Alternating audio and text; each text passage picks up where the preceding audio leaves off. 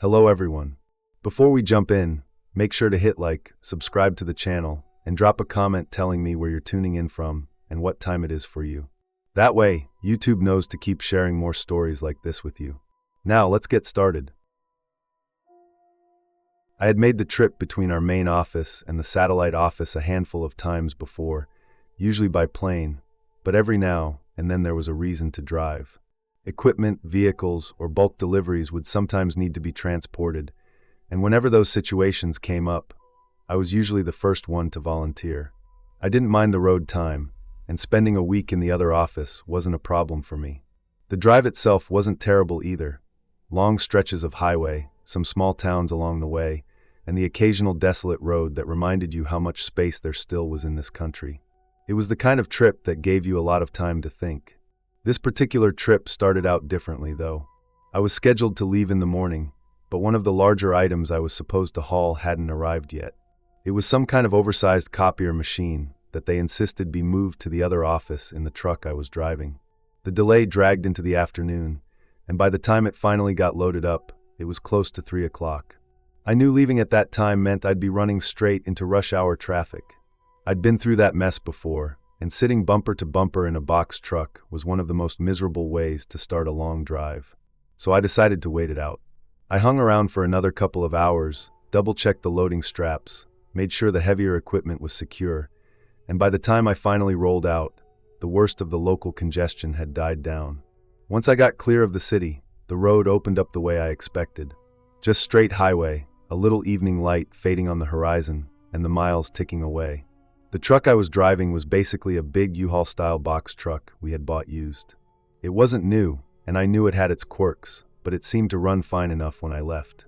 The back was packed with all sorts of office gear, desks, computers, filing cabinets, and that oversized copier that caused the late start.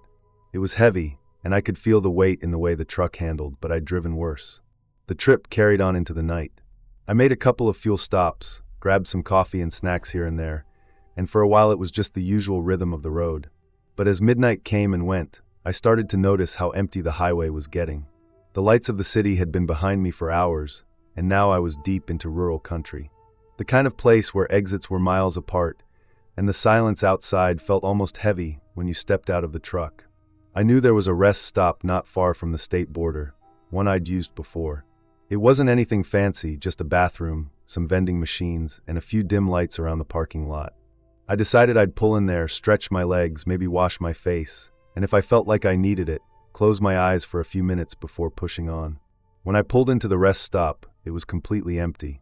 Not a single car in the lot, no truckers idling in the corner, not even anyone sleeping in their cars.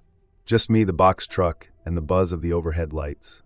I didn't think much of it at first. I wasn't the kind of person who spooked easily, and I stayed in good shape. I used to box, and I carried myself with enough confidence that I never really worried about being a target. I went inside, used the restroom, washed up a bit, and then made my way back out to the truck. That's when I noticed it. A pickup truck had pulled in while I was inside. It was parked right next to mine, despite the fact that the lot was completely empty. Standing by my truck was a man, middle-aged maybe, with a ball cap pulled low. He didn't look especially threatening, but the way he was just standing there made my stomach tighten. As I approached, he struck up small talk. Just casual chatter at first, about the drive, about how late it was. Then he asked me if I was having any mechanical problems with my truck. That question stopped me cold. Why would he ask that? I hadn't mentioned anything about the truck, and there was no reason for him to think I was having issues. It felt off, like he knew something I didn't. I brushed it off, gave him a polite answer, and climbed back into the cab. Something in my gut told me not to linger. I started the engine, put it in gear, and rolled out of the rest stop, leaving him and his pickup behind. The next stretch of road was the darkest yet. Trees crowded the sides of the highway, and there were no towns or gas stations for miles. The only sound was the hum of the engine and the thump of the tires against the pavement. I was tired, but more than that, I was unsettled. The man's question kept echoing in my head. Mechanical problems. I reached a bridge I knew well, one that spanned a deep gorge with water far below. I'd crossed it a dozen times before, but that night, as I drove out over it, every light in the truck suddenly went out. Headlights, dash lights, running lights, everything. Even when I tapped the brakes, I realized the brake lights weren't coming on either. I was barreling across a pitch-black bridge in the middle of nowhere, in a truck loaded down with thousands of pounds of equipment. For a split second, panic tried to grab hold of me. But instead of freezing, anger surged up. I slammed my fist against the dashboard and cursed. Somehow, like something out of a bad sitcom, the lights flickered back on. Headlights, dashboard, everything. The truck seemed fine again, but I couldn't shake the thought.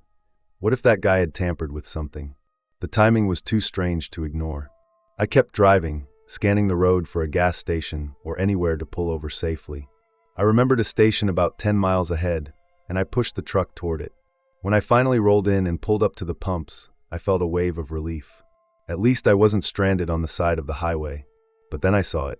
That same pickup truck pulled in shortly after I did. It didn't pull up to a pump, though. It just sat there, idling, parked off to the side. My skin prickled. He hadn't followed me the whole way, but he'd somehow ended up at the same station again. I started fueling the truck, all the while keeping an eye on him. I was turning over options in my head. Confront him? Ignore him? Call someone? Just then, a police cruiser pulled into the lot. I didn't think twice. I waved, stepped out from the pump, and walked over to the officer. I kept the interaction casual, asked about road conditions up ahead, maybe a motel along the route. I didn't go into detail, but I gestured toward the street, making it clear I'd noticed that pickup. The officer eventually pulled back out, heading in that direction, and I was left standing by my truck. By then, I'd made up my mind. If that guy had messed with my truck once, I couldn't risk breaking down in the middle of nowhere with him lurking around. I decided I'd find a motel, even if it meant cutting the night short. I drove with one eye on the mirrors, half convinced I was being followed, though it was hard to tell. Eventually, I reached a slightly larger town with a motel next to a gas station. It wasn't much, but it would do.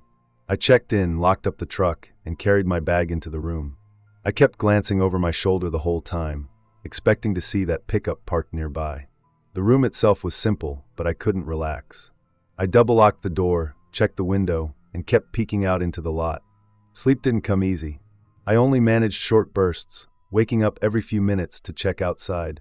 The night dragged on forever, but eventually the sky lightened, and by daybreak I was ready to get moving again. I checked out, grabbed breakfast, and hit the road. The rest of the drive went without incident. No sign of the pickup, no more electrical problems with the truck. When I finally arrived at the other office, I told them what happened and asked them to have the truck looked over by a mechanic. Days later, after I was already back home, they told me the mechanic found nothing wrong. No electrical issues, no loose wiring, nothing that explained why the lights had gone out. And after that, nobody else who drove it ever had the same problem. To this day, I don't know if the man at the rest stop really did something to the truck, or if it was just a bizarre coincidence. But I do know this: when you're out on a lonely road in the middle of the night, sometimes the scariest things aren't the dark or the emptiness. It's the people you cross paths with, the ones who don't make sense, the ones who leave you with questions that never get answered.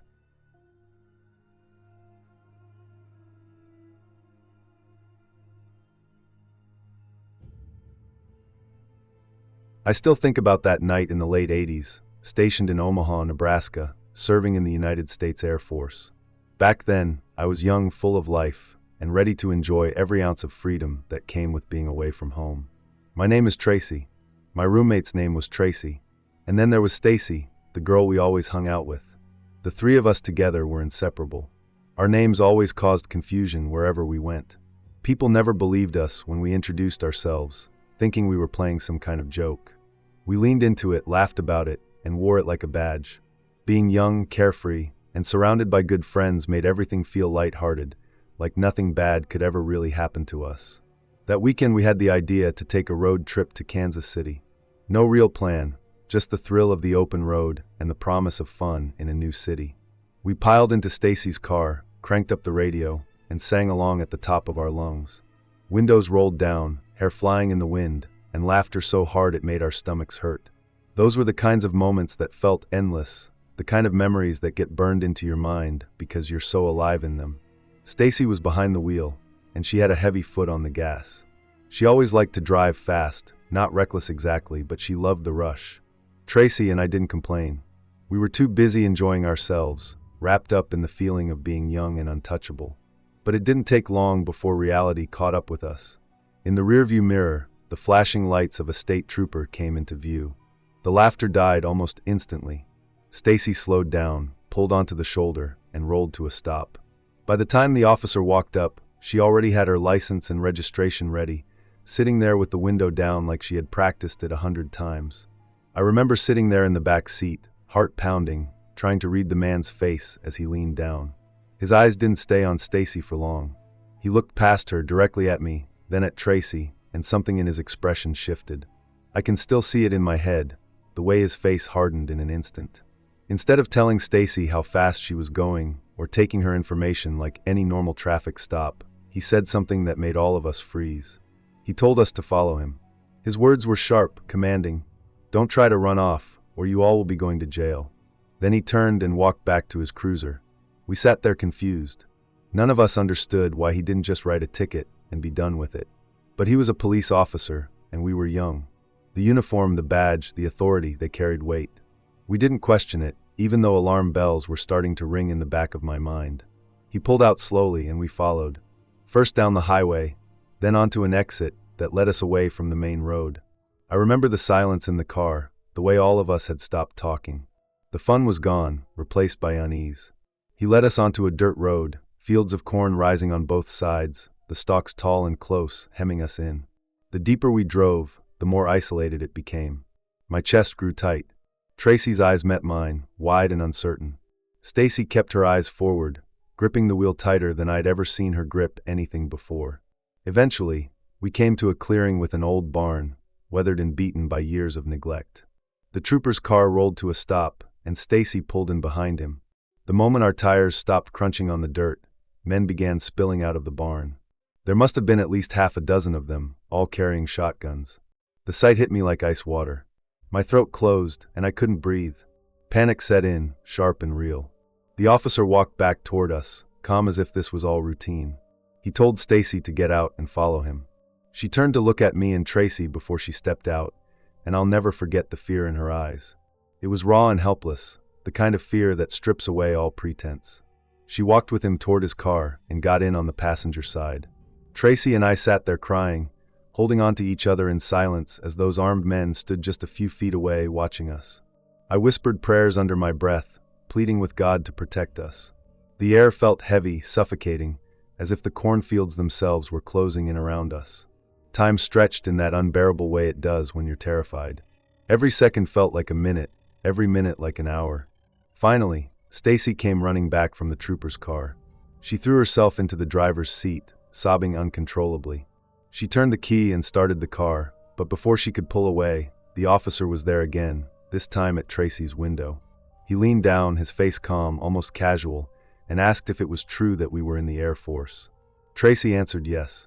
He stood there for a moment, then told us to get out of there, go back where we came from, and that he'd better not see us again. The second he stepped back, Stacy threw the car into reverse, spun it around, and tore down the dirt road. My body shook with adrenaline. My heart hammered so hard it hurt. Nobody said a word. The only sounds in the car were Stacy's ragged breathing and the occasional sob that slipped out of one of us. Somehow, she found her way back to the highway. None of us spoke until we crossed the state line back into Nebraska. Only then did Stacy pull over, slam the car into park, and break down. Tracy and I grabbed her, hugged her, and asked if she was hurt. She shook her head, still crying, and eventually managed to tell us what happened in that patrol car. She said the officer had taken her license and registration, but instead of talking about her speed, he asked her what she was doing with those two, and used the ugliest slur you can imagine. Stacy was white. Tracy and I were not. He told her if she did certain favors for him, he might let us go with just a warning. She panicked, cried, and begged. That was when he noticed her military ID. He asked if we were all in the service, and when she told him yes, stationed at Offutt Air Force Base, something in his demeanor changed. Instead of pressing her further, he told her to go back to her car. When she finished telling us, the three of us just sat there on the side of the highway, the weight of it pressing down so hard it was difficult to breathe. We realized, almost in the same moment, that the only reason we were alive and free was because of that military ID. If not for that, I don't know what would have happened. We drove the rest of the way back to base in silence. The world felt different, darker. When we finally parked and went back inside, none of us wanted to talk about it anymore. We cried ourselves to sleep that night, huddled together like children. And after that, we never spoke of it again. I've carried that night with me for decades. At first, I buried it, trying to move on, convincing myself that since nothing actually happened, maybe it wasn't as bad as it felt. But time doesn't erase trauma. It lingers. It festers. I think about the what-ifs more than anything else. What if Stacy hadn't had her military ID on her? What if he hadn't cared that we were Air Force? What if those men with shotguns had decided we weren't worth letting go? Those thoughts haunt me still, because deep down I know we were saved by a fluke. And I know there are others who probably weren't as lucky. That's the part that keeps me awake sometimes, staring at the ceiling, wondering how many lives ended in barns like that, on dirt roads like that, with no one ever knowing. We didn't report it. We didn't tell anyone. We were teenagers, and the idea of standing up against an officer of the law felt impossible. Who would believe 3 kids against a man in uniform? Back then, silence seemed like the only option. But silence doesn't erase memories. It doesn't undo fear. It doesn't erase the faces of men with guns stepping out of a barn. That night became a turning point in my life, even though I didn't fully realize it at the time. It taught me how quickly the world could turn on you, how fragile safety really is, and how authority can be twisted into something monstrous. It made me grow up faster than I was ready for. Now, all these years later, the images are still sharp. The glow of red and blue lights on the highway. The crunch of tires on gravel as we followed him into the fields. The way my hands shook as I prayed under my breath. The sound of Stacy's sobs as she told us what he had said to her. They don't fade. They don't blur.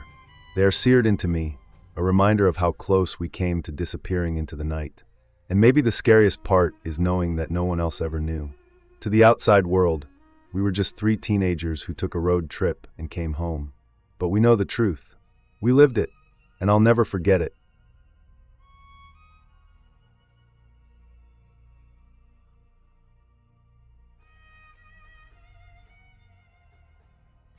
When I was around 10 years old, there was a day that changed everything for me and my family. It was the kind of memory that doesn't fade no matter how many years go by, the kind that replays in the back of your mind when you're lying awake at night staring at the ceiling. It happened after a visit to an old ranch we used to spend a lot of time at. We had been there so many times before, but that particular day the skies were heavy with clouds, the kind of thick gray layers that made the daylight feel dull and flat, almost like the sun was being smothered behind a curtain. The strange part was, usually when the skies looked like that, there was always wind, sometimes strong enough to make the grass lean and the trees bend slightly. But that day the air was still, unusually still, and that silence carried its own kind of weight. We were heading back home, my mom driving, me in the back seat, my dad riding up front. The road from the ranch was long, stretching out through open country, with scattered patches of trees on either side and long fences marking off the land. It wasn't unusual for me to stare out the window and lose myself in watching the scenery pass by, but that day something caught my attention in a way that froze me.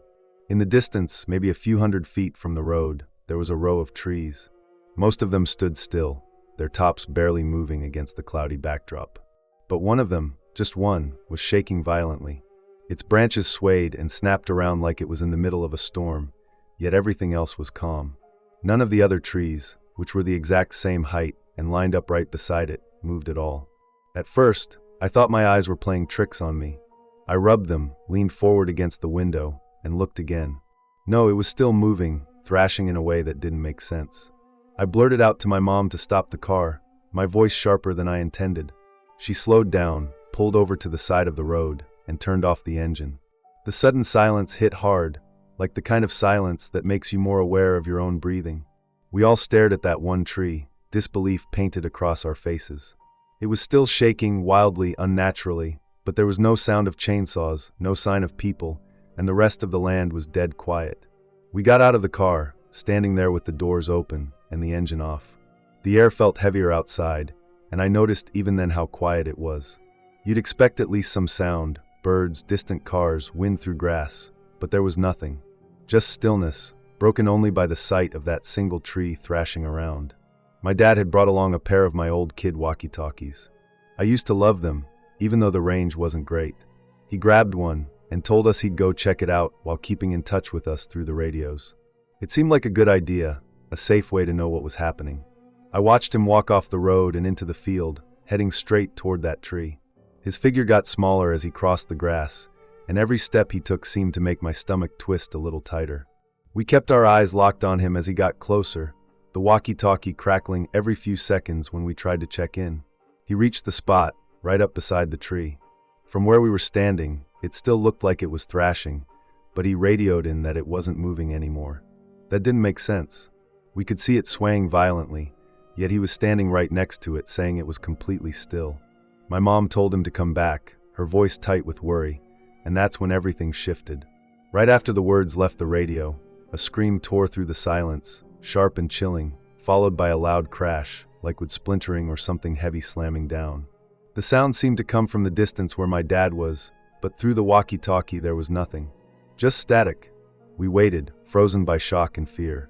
We kept calling his name through the radios, shouting from the side of the road, but there was no answer. Minutes dragged by, then an hour, then 2. He should have been back within 30 minutes at most, but there was no sign of him. My mom tried to stay strong, but I could see the panic in her eyes. She finally grabbed her phone and called 911, explaining what happened, her voice shaking as she told them where we were. The operator said they would send help, but the stretch of road we were on wasn't exactly easy to find quickly. We didn't just sit and wait. We searched. We walked out into the field, calling his name again and again, our voices echoing against the empty land. We tried his cell phone over and over, but it rang and rang without an answer. It was as if he had vanished into thin air, as if the field had swallowed him whole. I kept glancing back at that tree, but by then it stood perfectly still, as if nothing had ever happened. The longer we searched, the heavier the dread became. Every passing minute added to the weight pressing down on me. I was just a kid, but even then I knew something wasn't right. Something had gone terribly wrong. The police eventually came, their cars pulling up with flashing lights that seemed so out of place in the quiet countryside. They searched the field, combed the area near the tree, called out his name just like we had, but nothing turned up. No footprints leading anywhere unusual, no torn clothing, no tools, nothing. They questioned us over and over about what we saw and heard, but our answers were always the same. The tree shook violently when none of the others did. He walked toward it, and then there was a scream and a crash. That was all. The officers exchanged uneasy looks, and I could tell they didn't know what to make of it either. That night was the longest night of my life. We drove back home in silence, the weight of what happened sitting heavy in the car. My mom's hands were gripping the wheel so tightly her knuckles were white. I sat in the back, staring out the window at the passing darkness, feeling hollow.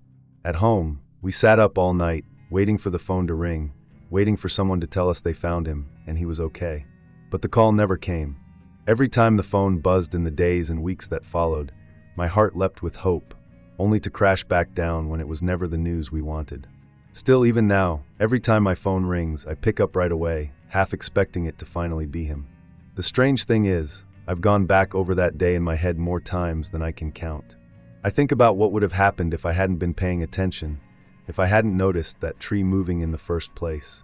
What if I had just kept staring out the window, daydreaming like I always did, and never pointed it out? Would my dad still be here? Would we have just kept driving, none the wiser, and made it home safely together?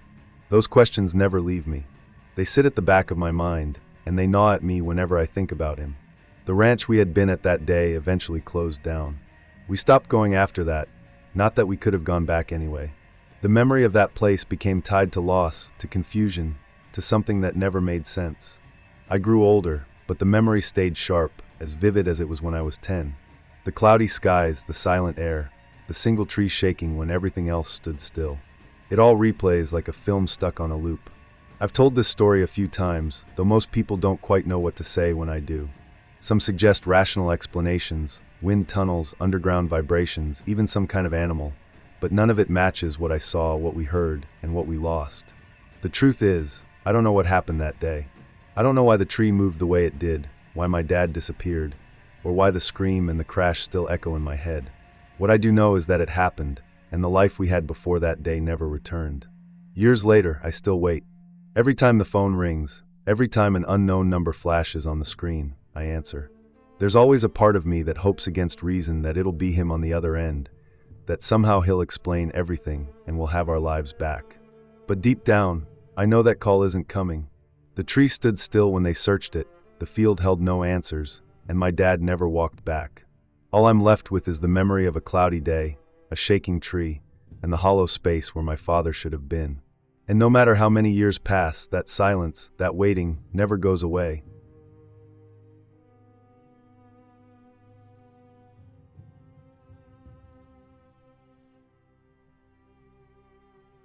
I had been driving for hours that night, somewhere along the stretch of highway that cuts through the Nevada desert. The kind of road that looks like it will go on forever, with nothing but the pale glow of my headlights pulling me forward. The silence inside the car was heavy, broken only by the steady hum of the tires against the asphalt and the occasional rattle of loose change in the cup holder whenever I hit a crack in the road. The dashboard clock glowed faintly, telling me it was just after midnight, though time out there felt like it didn't matter. The desert at night has a way of swallowing the world whole, leaving you in a pocket of darkness that feels completely separate from everything else. The sky above was wide open, littered with stars. Out there, with no towns nearby, the stars shine sharper, almost too clear, as if you could reach up and drag your fingers across them. The road ahead was empty. I hadn't seen another car in over an hour, no headlights coming toward me, no red taillights in the distance. Just the dark desert, the empty shoulder, and the broken yellow line I kept following. I was tired, though. The kind of tired that makes you blink longer than you should, where your body starts asking questions your mind doesn't want to answer. I had rolled down the window a few times to let the cold air slap me awake, and I kept sipping on the last bit of warm coffee in my travel mug, but it wasn't doing much. My thoughts wandered, as they often do when the road stretches on too long. I thought about the gas station I had stopped at earlier in some small town, whose name I already couldn't remember. I thought about the greasy burger I ate there, the fluorescent lights buzzing above me, the old man at the counter who didn't say much when I paid. I thought about the distance I still had left to drive before I could crash in a cheap motel bed somewhere. Then I saw him. At first, I thought my tired eyes were playing tricks on me. Just a dark shape up ahead, off to the side of the road. But as my headlights washed over him, the figure became clear. A man, walking along the shoulder, one arm raised slightly, almost half-heartedly waving. He looked rough, his clothes dirty and sagging on him, his face drawn tight in the glow of my headlights. He didn't stumble, but there was a heaviness in the way he walked, like he had been out there for a long time. For a moment, I told myself to keep driving. Out there in the desert, stopping for strangers is the kind of thing that gets you killed, or worse. You hear stories about people getting robbed, carjacked, or dragged into something they never wanted to be part of. My hands tightened on the wheel, and I kept my eyes forward, telling myself I'd be better off not getting involved. But I slowed down anyway. There was something about the way he looked under the headlights, something tired and desperate, that cut through my hesitation. Maybe it was the thought of being stranded out here myself one day, walking mile after mile in the dark, hoping someone would stop. Against the voice in my head screaming at me to keep driving, I eased onto the shoulder and rolled to a stop a few feet ahead of him. He didn't hesitate. He walked straight up to the car, opened the passenger door, and climbed in without a word. I didn't ask him anything at first. I just pulled back onto the road, the car lurching forward as the tires met the asphalt again. The silence inside grew heavier with him there. He smelled like sweat and gasoline, sharp and sour, filling the cabin until I had to fight the urge to crack the window again. His clothes were rough and stained, his hair matted in places like it hadn't seen water in days. We drove in silence for a while, the only sounds the car made, and the faint rustle of him shifting in the seat. I kept glancing at him out of the corner of my eye, trying not to stare, trying to piece together who he was and what had put him out there on that road. He sat rigid, staring straight ahead, his face set like stone. Then, without looking at me, he muttered a few words that sent a shiver down my spine. "Don't stop driving." The way he said it wasn't panicked. It wasn't even a request. It was a command. His tone was firm, steady, like he wasn't asking for a favor, but laying down a rule I was expected to follow. I kept my eyes on the road, pretending it didn't rattle me, but inside my chest, my heartbeat kicked up a notch. The air between us felt heavy, charged with something I couldn't name. I wanted to ask what he meant, who he was, what he was running from, but something about him told me not to, so I kept driving. The desert rolled by, mile after mile of nothingness broken only by the occasional scrub brush or road sign that flashed in the headlights before disappearing into the dark. The minutes stretched into what felt like hours, the silence pressing down harder with each passing mile. My hands gripped the steering wheel tighter than they needed to, my knuckles pale against the leather. I thought about pulling off at the next gas station, maybe even just slowing down enough to force the situation. But every time that thought crossed my mind, I remembered his words. Don't stop driving. The weight of them stuck in my head like a warning. Nearly 40 minutes passed like that. 40 minutes of silence, my mind spinning in circles, my body running on nerves alone. Then, just as suddenly as he had spoken the first time, his voice cut through the air again, sharp and startling. Stop here. It wasn't a request. It was shouted, harsh and urgent, breaking the silence so sharply that I nearly jumped in my seat. His hand even shot forward, pointing to a dirt road that branched off the highway into the black desert. Without thinking, I obeyed, pulling the car onto the uneven path. Gravel and dirt crunched under the tires, dust kicking up in the headlights. Before I could even process what was happening, he reached for the door handle, threw it open, and jumped out. He didn't look back. He didn't say a word. He just bolted, sprinting into the desert darkness like something was chasing him. His figure disappeared almost instantly, swallowed up by the night, leaving nothing but the faint cloud of dust hanging in the air. I sat there for a moment, frozen. My hands were still on the wheel, my foot pressed hard on the brake, the engine idling. The desert stretched out around me, wide and empty, but suddenly it felt suffocating. My headlights lit up the dirt road, but beyond that, it was endless black. The smell of him still lingered in the car, sharp and sour, clinging to the seats and the air. I could feel the sweat on my palms, the tightness in my chest as my breathing quickened. My eyes kept flicking to the side mirror, half expecting to see him standing there again, or worse, something else moving in the dark. But there was nothing. Finally, I slammed the car into gear and pulled back onto the highway, tires spinning a little in the loose dirt before gripping the pavement again. I didn't look back down that dirt road. I didn't want to. Whatever had sent him running like that, I didn't need to see it. The rest of the drive was a blur. The road felt longer than it had before, every shadow along the shoulder making me tense, every flicker of movement in the headlights twisting my gut. I didn't see another soul for miles, and when I finally did pass a small town with its neon lights and closed-up shops, it felt unreal, like I had stepped out of something I wasn't supposed to witness. I pulled into a motel eventually, the kind with peeling paint and buzzing signs, and sat in the car for a long time before I went inside. My hands still shook on the steering wheel. I could still smell him, still hear his voice in my head. Don't stop driving. I never saw him again. I never knew who he was, what he was running from, or why he chose me that night. But I think about it often, about the way he vanished into the desert like he belonged to it, like he had never really been in my car at all. And sometimes late at night, when I find myself driving through empty stretches of road, I catch myself staring at the shoulders, half expecting to see another figure walking there, waving me down. And I know one thing for sure. Next time, I won't stop.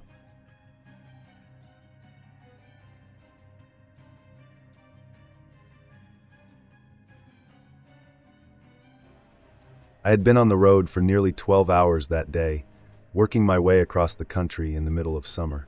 The heat had followed me the entire drive, even long after the sun went down. By the time the clock on my dashboard crept past 2 in the morning, I was exhausted. The highway stretched ahead of me in long, dark ribbons, and the lines on the pavement had started to blur from staring too long.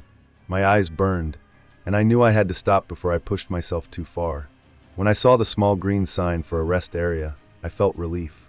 The exit ramp curved gently, leading me into a wide, open lot lit by a handful of tall lamps. Most of them buzzed faintly, some brighter than others, and one near the far corner flickered in an uneven rhythm, like a weak heartbeat. There were only a few scattered cars in the lot, none close to where I parked. The place felt almost deserted, which gave me a strange mix of comfort and unease. I liked the quiet, but there was something about the stillness that pressed down on me. I shut off the engine, and for a moment, the silence was total. Then I noticed the low hum of the vending machines lined up near the building, along with the faint buzzing from the lights overhead. It was an odd kind of quiet, the kind that makes you hyper-aware of every sound you do hear. I got out and stretched, my legs stiff from sitting so long, and made my way to the restroom. Inside, the fluorescent lights hummed harshly.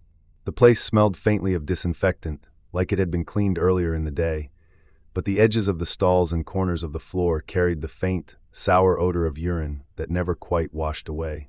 The mirrors were streaked, reflecting a tired version of me I barely recognized. My hair was flattened from hours in the car, and my face looked pale and drawn. I splashed water on my skin, trying to wake myself up, then dried my hands and pushed back into the night. The air outside felt heavier than when I had gone in, and I noticed for the first time how warm and still it was, even at that hour. The only movement came from a single moth that fluttered around one of the flickering lamps. I walked toward my car, my shoes crunching on the gravel at the edge of the pavement. That's when I saw him. A man sat on a bench near the side of the building. He wasn't slouched like someone resting. He was upright, rigid almost, his shoulders squared, his hands resting on his knees. His face was hidden in the shadows, but I could feel his eyes following me. He didn't say anything, didn't shift or make any sound. Just sat there watching. A chill ran through me. I didn't break stride, didn't want to give him the satisfaction of knowing I noticed. I quickened my pace slightly, fishing my keys from my pocket, and climbed into my car. As soon as the door shut, I hit the lock button. The sound of the locks clicking into place gave me a small sense of control. I glanced in the mirror as I started the engine. The man was still on the bench, motionless. He looked almost like a statue. My gut told me to leave immediately, and I listened. I backed out, turned onto the exit road, and soon merged back onto the highway. The road ahead was empty, nothing but my headlights cutting into the darkness. I tried to shake the tension in my chest, telling myself he was probably just some traveler taking a break. But a few minutes later, as I checked the rear view, my stomach tightened. Headlights flared behind me. I hadn't seen that vehicle pull out of the rest area. I would have noticed. It must have been parked in the shadows, waiting. The headlights stayed steady behind me, not too close but not falling back either. I pressed the accelerator slightly, my car picking up speed. The truck matched me. At first, I told myself it could be coincidence. We were both just two drivers on the same stretch of highway. But then I tested it. I changed lanes slowly, watching. The truck slid over, keeping perfect pace. My pulse started to race. I tried again, switching back after a few minutes. The truck moved with me, staying locked in position. The longer it went on, the worse it felt. Every time I thought about pulling off at the next exit, I imagined those headlights following me, tailing me down an empty ramp, trapping me in some quiet town where no one would notice if something happened. I kept going, mile after mile, the tension building with every passing minute. The road signs blurred as I tried to think of a plan. I pushed the speed higher, weaving through the occasional cars, hoping to lose him in traffic. But every time I checked the mirror, the truck was still there, steady as a shadow. The exits came and went. I slowed down once, thinking maybe he'd pass me. Instead, he slowed too, hanging back just enough to stay on me. The hairs on my arms stood up, and sweat beaded at my temples. After nearly half an hour of this, my nerves felt raw. I knew I couldn't keep driving forever with that truck behind me. At the last second, I jerked the wheel and took an exit I hadn't planned, tires squealing slightly as I cut across. The road curved sharply, leading into a smaller highway. I checked my mirrors, and my heart sank when I saw the headlights swing down after me. Panic started clawing at me, but I forced myself to stay focused. I accelerated hard, pushing my little car faster than I'd ever dared. The road ahead twisted, but I kept weaving, my eyes darting between the pavement and the mirror. The truck was still there, its headlights unwavering. I spotted a cluster of lights in the distance, a sign of a town. My only chance was to use the streets to lose him. I blew past the first stop sign, tires screaming, then cut hard down a side street lined with dark houses. My headlights swung wildly, shadows leaping across porches and trees. I zigzagged through the neighborhood, taking random turns, doubling back, cutting across empty intersections. My heart hammered in my chest as I risked a glance in the mirror. For the first time, the headlights weren't there. I drove another block, then another, scanning desperately. Nothing. The streets behind me stayed dark. Finally, I pulled over into the shadows of a small park, shutting off my headlights and killing the engine. My breathing was ragged, and I sat frozen listening. No engine roared behind me. No lights appeared. Just silence. I waited there for nearly 20 minutes, gripping the wheel so tight my knuckles ached. When I finally started the car again, I drove cautiously, looping back toward the highway on a different route. I didn't see the truck again. By the time the first glow of dawn broke across the horizon, I had put 100 more miles between myself and that town. The memory of those headlights burned in my mind, sharper than any exhaustion. I'll never know who was in that truck or what their plan was. I'll never know if the man on the bench was part of it, waiting to see if I'd make the mistake of sitting there too long, maybe leaving my car unlocked, maybe letting him close the distance. All I know is that something about that night wasn't right. I've driven through dozens of states and stopped at countless rest areas, but I've never forgotten that one.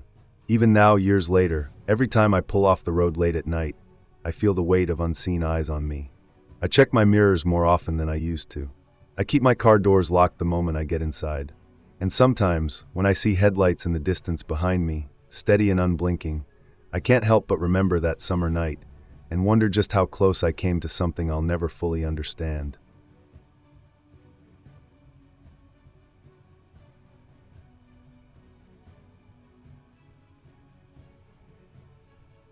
I remember the night so clearly, even though years have passed, because it was one of those moments where you realize just how thin the line can be between things being fine and things turning very bad very fast. It wasn't the kind of trip where I expected anything unusual to happen. It was supposed to just be a straight shot back home, hours of driving, maybe some tired conversation, the usual gas station stops. That's it. But that night has stayed with me ever since. And sometimes when I'm driving late at night and I see an empty parking lot or an abandoned building, I get that same feeling crawling up my spine. We were driving back from Las Vegas to San Jose.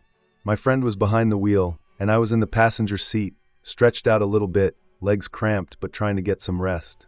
It was the middle of the night, maybe past 1 a.m, when the desert behind us had already faded into dark emptiness and the city lights of home felt closer. There's something strange about that drive back from Vegas. On the way there, everything feels exciting, buzzing, full of anticipation, but on the way back, it's the opposite. You're drained, quiet, just trying to get home. We didn't even have much music playing at that point. The radio had been switched off, and the hum of the road filled the silence between us. By the time we reached the last stretch of highway before San Jose, I was relieved. I was exhausted, and my head was heavy against the window. I kept thinking about my bed, about how good it would feel to just collapse and sleep. But then, without warning, the car jerked slightly. I felt the change in rhythm before I understood what was happening. My friend cursed under his breath and tightened his grip on the wheel. The engine whined louder than it should have, and then it felt like the car lost half of its power in an instant. We were still moving, but every second it felt like it was getting harder for the car to stay alive. The gears wouldn't shift right, and the engine was struggling. We both knew instantly it was the transmission. He managed to get the car off the freeway, coasting it onto the exit ramp, and then we rolled into the parking lot of a shopping center that looked like it hadn't seen real business in years. It was about 3 a.m, the kind of time where the world feels like it's asleep. No other cars in the lot, no open stores, just a big, mostly dark square of cracked pavement lit by a few buzzing streetlights. We parked under one of the lights, though it barely helped. The glow was pale and weak, casting long shadows across the empty lot. He pulled out his phone and called for a tow truck, while I sat back in the seat, suddenly alert from the rush of anxiety that hit once I realized we were stuck. I kept thinking about how lucky it was that this didn't happen back in the desert, where we would have been miles from anywhere. At least here, technically, we were closer to home. That thought calmed me a little, but not much. While he was on the phone, I started scanning the parking lot. That's when I noticed them. 3 figures, standing off toward the edge of the lot, almost at the far end. At first I thought I was imagining it because they were so still, just dark shapes against the dim glow of the lights. But the longer I looked, the more clear it became that they were men. 3 of them, spread out casually, like they'd been there for a while. I told myself it wasn't anything to worry about. People hang out in random places all the time, right? Maybe they were just waiting for someone, or maybe they had nowhere else to go. I tried to convince myself of that, but I couldn't stop watching them. Something about the way they stood there made me uneasy. They weren't talking to each other or moving around, just lingering, like they had nothing else to do but wait. My friend hung up and said the tow truck would take a while. Maybe half an hour, maybe longer. That was normal for the middle of the night, but hearing it out loud made the lot feel even bigger and emptier. I shifted in my seat and glanced back toward the men. That's when I realized they were closer than before. Not a lot, but enough that I knew I hadn't imagined it. I felt my stomach tighten. They weren't walking directly at us yet, but their positions had changed, and it was clear they were slowly drifting in our direction. My friend noticed it too, and I could tell from the way his jaw clenched that he felt the same unease I did. We didn't say anything though. The air in the car felt heavy, and the silence between us was louder than words would have been. A few minutes passed, though it felt much longer. The men kept moving, slow and deliberate, until eventually they had spread out around our car. One of them stopped near the driver's side, close enough that I could see the outline of his shoulders and head. Another stood near my door, not as close but within reach if he stepped forward. The third lingered at the back of the car, out of sight unless I craned my neck to look. It was like they had practiced this, each of them taking a position around us. I tried to look down at my phone, to distract myself, but I couldn't stop my eyes from flicking back to the window every few seconds. They weren't doing anything, just standing there. But the way they stood, the way their heads were tilted slightly toward us, gave me a creeping sense of dread. They weren't random people killing time. They were focused on us. I could feel the weight of their stares pressing through the glass. I shifted uncomfortably, fighting the urge to roll down the window and yell, but I knew that would only make things worse. My heart was racing, and every sound outside, the hum of the light, the distant whoosh of cars on the freeway, seemed sharper, more threatening. After what felt like forever, the man near the driver's side finally moved. He stepped closer, closing the gap to the car.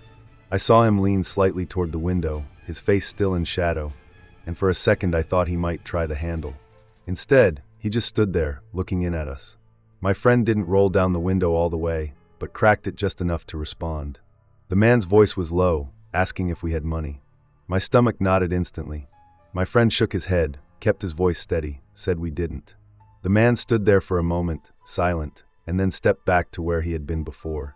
They didn't leave, though. None of them left. They just went back to standing there, staring, as if they were waiting for something else to happen.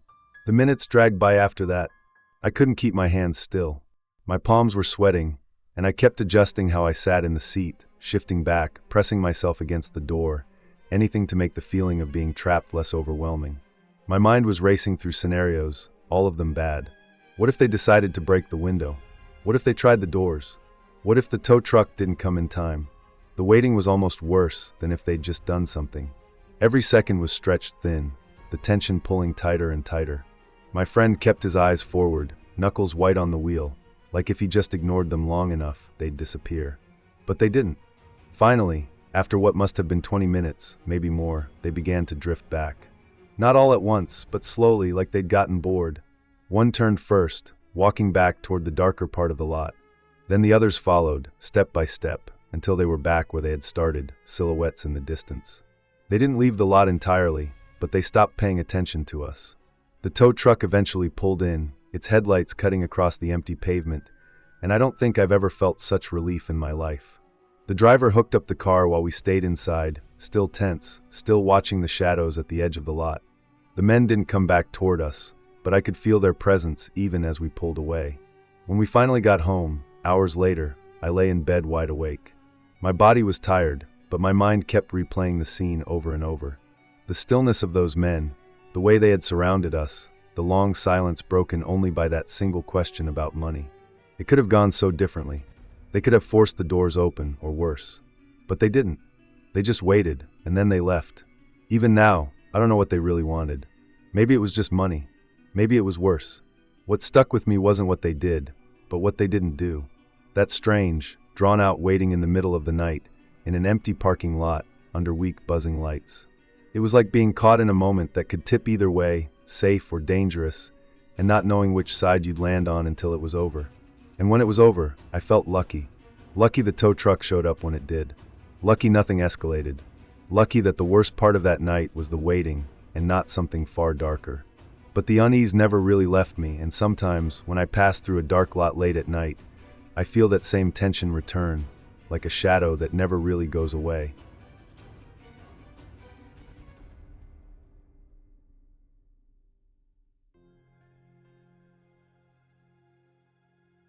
I had been on the road for a few hours already, somewhere in Oklahoma, that stretch of highway where it feels like the land goes on forever and the horizon swallows the sky. It was late, not so late that there weren't other cars on the road, but late enough that the steady traffic from earlier in the day had thinned out.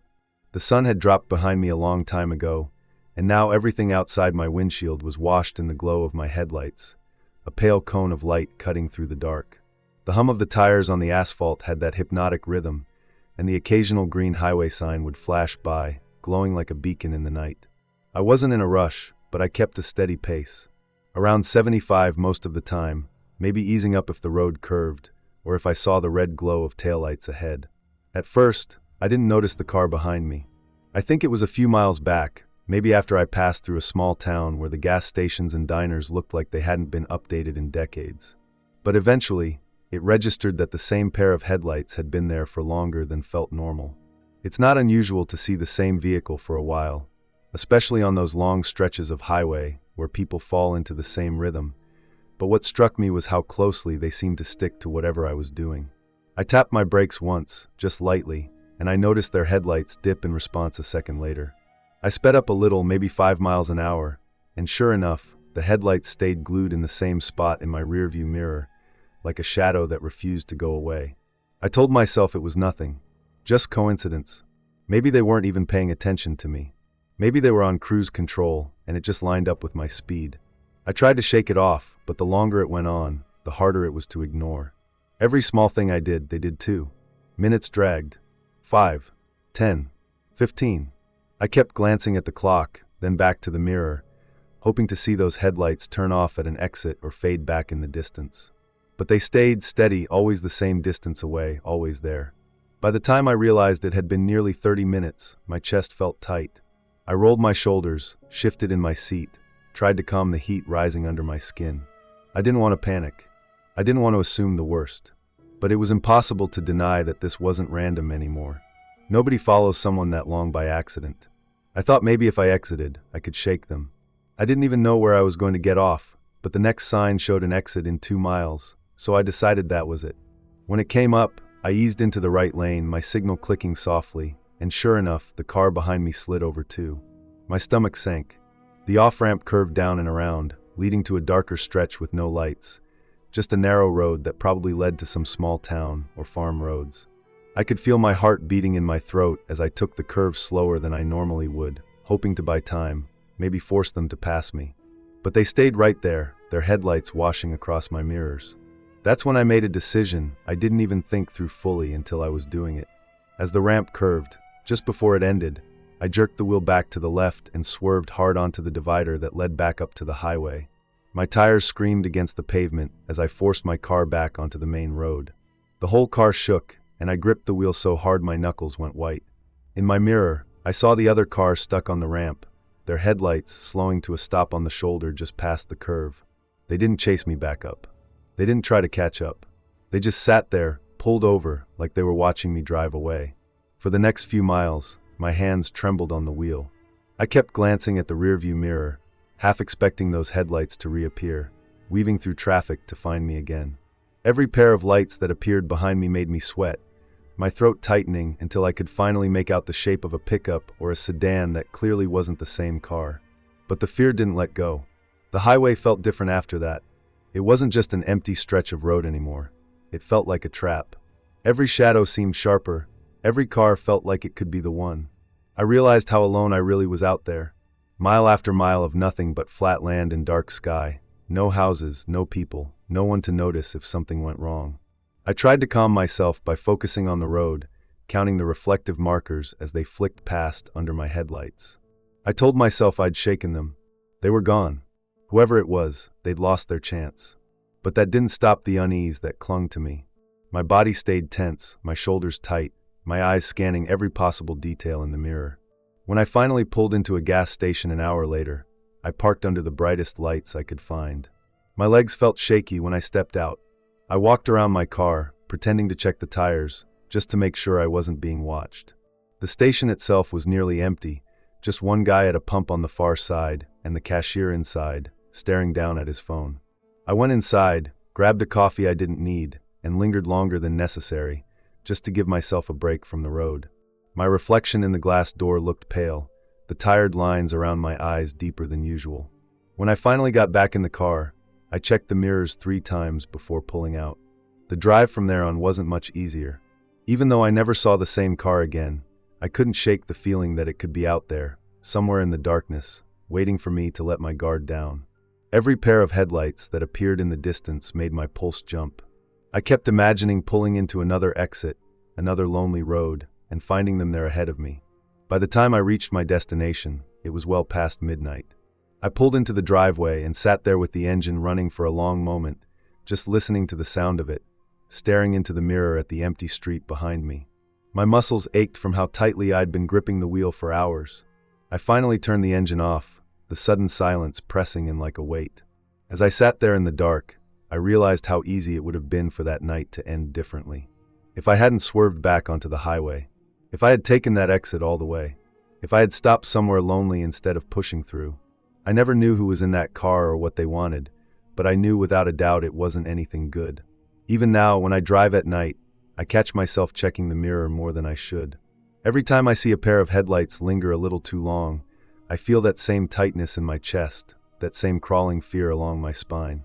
Because once you've been followed like that, once you've felt the weight of someone's eyes on you through the dark, you realize how vulnerable the open road really is. And you never forget it.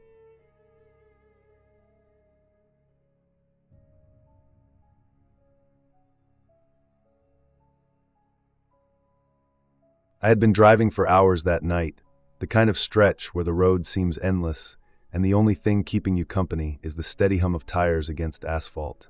It was one of those routes that cut through miles of nothing, just trees, fields, and the occasional faded sign that told you how far away the next town was. The clock on my dash was pushing close to midnight, and I was running on caffeine and the faint hope that I'd make it to a motel before exhaustion hit me like a wall. My body ached from sitting too long, and the glow of my headlights against the dark was hypnotic in a way that made me have to blink harder to stay alert. I had the radio off, preferring the silence, but in that silence every creak of the car felt louder, every gust of wind against the frame sharper, and the world outside the beams of my headlights felt infinite and empty. There's a certain stillness you only feel on backroads at night. It's not peaceful, it's more like a weight pressing on you, reminding you how far you are from anything familiar. I knew that if my car broke down here, I'd be stranded in the middle of nowhere with no signal and no help. That thought alone kept me gripping the steering wheel tighter, my eyes scanning not just the road but the edges of it too. That's when I saw the flashing. A stutter of light in the distance, faint at first, but unmistakable against the black. Hazard lights. At first, I felt the automatic tug of concern. Someone had broken down out here, and I knew what that felt like. It's the kind of situation where you hope someone will stop, anyone, just to give you a hand or make a call. My foot eased off the gas as I approached, and the glow of the hazards grew brighter, strobing orange into the night, breaking the monotony of my headlights. As I got closer, I saw the car pulled onto the shoulder. It was an older sedan, the kind that had seen better years, its paint dulled by weather and time. The hood wasn't up, but the hazards blinked steadily, throwing flashes of light over the empty stretch of road. Standing by the driver's side was a woman. She was waving her arms, frantic, stepping toward the road as if desperate to flag me down. Her figure lit up briefly in my headlights, and I could see the outline of her face, though not enough detail to make out her expression. What I could see was urgency in her movements, sharp and desperate, the kind of wave that made it clear she wanted me to stop. I slowed almost to a crawl, my instinct leaning toward pulling over. But then something in the corner of my vision caught me off guard. Just past the car, near the tree line that edged the road, there was movement. Shadows that didn't quite fit with the rhythm of the branches swaying in the breeze. My eyes locked on it, narrowing as I tried to make sense of it. That's when I saw them, two shapes low to the ground, crouched near the brush. They weren't deer, weren't animals. They were people. Two silhouettes, still but too deliberate, too aware. They weren't there by chance. The realization hit like a jolt of electricity through my chest. The woman wasn't stranded. This wasn't an accident. It was bait. In that second, all my hesitation vanished. My heart slammed into overdrive, my foot pressing hard against the gas pedal. The engine roared louder than it had all night, and the car surged forward. The woman stepped back, her hands still raised, but I wasn't looking at her anymore. I was focused on the dark edge of the road where the two figures moved. As my headlights swept past, I saw them more clearly.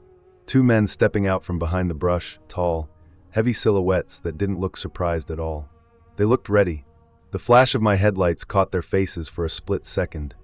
Hard features, eyes fixed on the road, hands hanging low like they were about to grab something. I didn't wait to see more. My car barreled forward, and I gripped the wheel so hard my knuckles burned. The road stretched ahead, and all I could think about was putting as much distance as possible between me and them. My heart was hammering in my ears, drowning out every other sound. I glanced at my rearview mirror, the hazard lights shrinking in the distance, and for a second I thought I saw one of the men step into the road, but then the darkness swallowed them. I didn't let up on the gas for miles. The fear didn't fade quickly. It stayed, a crawling heat under my skin, making me glance at every shadow and check the mirrors again and again. I knew what I had just escaped, or at least I thought I knew. If I had stopped, if I had rolled down my window, if I had even hesitated longer, I could have been pulled out of my car or worse. The setup was clear, and I had almost walked right into it. The night felt different after that. Every mile was heavier. The silence in the car no longer just empty, but charged with leftover adrenaline. My mind kept replaying the scene, the frantic wave of the woman, the crouched shapes in the dark, the sudden movement as I sped away. I thought about the way her arms had swung, about whether she was part of it or forced into it, but either way it didn't matter. It was all designed to pull me in, to make me stop, to make me vulnerable. The next town wasn't close, but eventually the dark broke with the glow of streetlights in the distance. Civilization. Gas stations, closed diners, a truck stop that buzzed with fluorescent lights. I pulled in, parked under the brightest lamp I could find, and sat there for a long time with the engine off, my chest still tight, my hands trembling slightly. I wasn't sure if I should call someone, report what I had seen, but what could I even say? A car on the shoulder, a woman waving, two men hiding. By the time anyone got there, they would be gone, swallowed by the night, waiting for someone else to come along. I walked into the gas station, my legs stiff, the smell of stale coffee hitting me as the door chimed. I bought another drink I didn't need, just to steady myself, and when the cashier gave me a casual nod, it felt almost surreal. Out there, not even an hour ago, I had brushed against something dangerous, something real, and here everything was normal again. People pumping gas, trucks humming, the buzz of a soda machine. But that drive stuck with me. Even now, I think about how close I came to stopping, how natural it felt to slow down when I saw someone in distress. That instinct to help could have cost me everything. And the worst part is knowing they're still out there, somewhere along some lonely stretch of road, waiting for the next tired driver to make the mistake of pulling over. I didn't stop driving at night after that, but I stopped looking at hazard lights the same way. Now, when I see a car on the side of the road, I keep going. The guilt is there, sure, but the fear is stronger. I know too well what waits in the shadows, and I won't give anyone the chance to pull me into it again. That night on that road, I learned how thin the line is between safety and danger, how easily trust can turn into a trap. And I know that if I had stopped, I might not be here to tell the story at all.